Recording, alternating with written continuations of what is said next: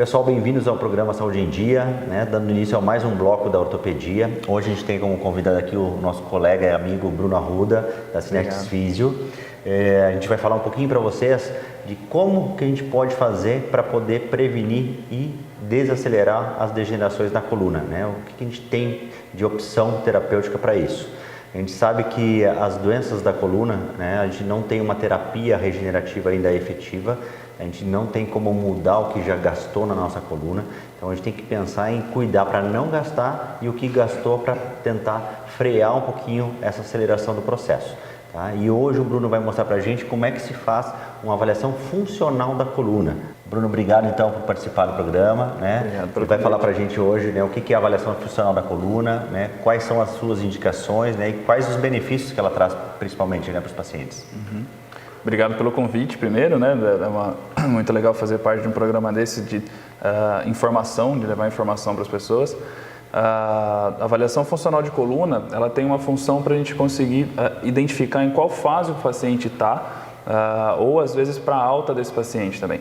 Então, ela é uma avaliação que compõe a investigação de força muscular da musculatura de quadril e musculatura do tronco, né, o famoso core, e a gente faz todo um posicionamento do paciente para conseguir ter a mais acurácia possível na hora de fazer a avaliação desse paciente e coletar essa força desse paciente de uma forma bem fidedigna, né?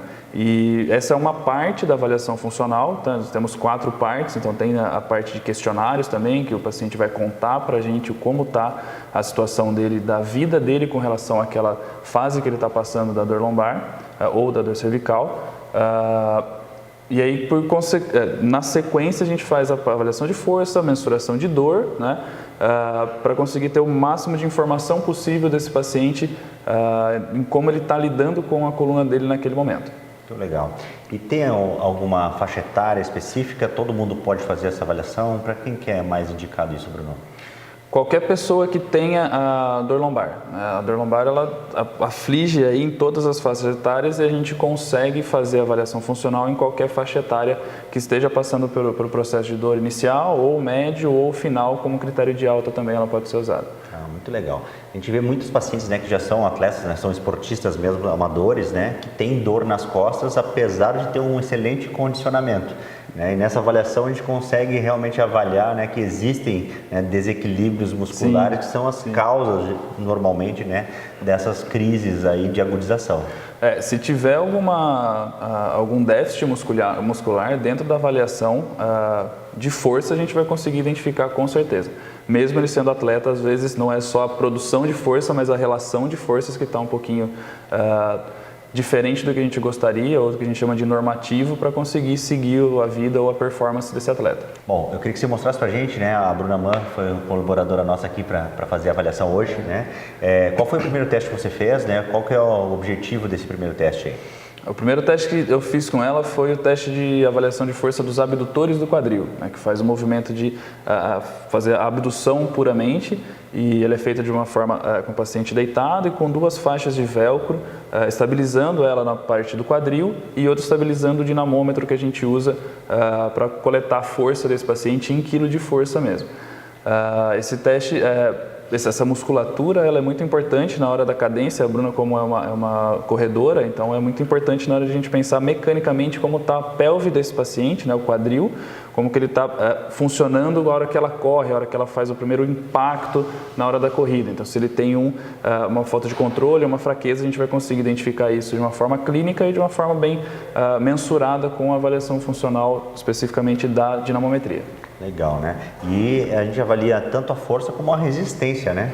Então, uma das coisas que a gente indica é nunca fazer o teste numa crise, durante uma crise, né? Que isso aí pode gerar uma alteração errática, né, da medição ali, né? Você pode ter um falso negativo de fraqueza ou de desequilíbrio, né? Sim, sim. Até o segundo teste que eu fiz com a Bruna foi o teste de força de flexores de quadril, né, que é aquela musculatura de core.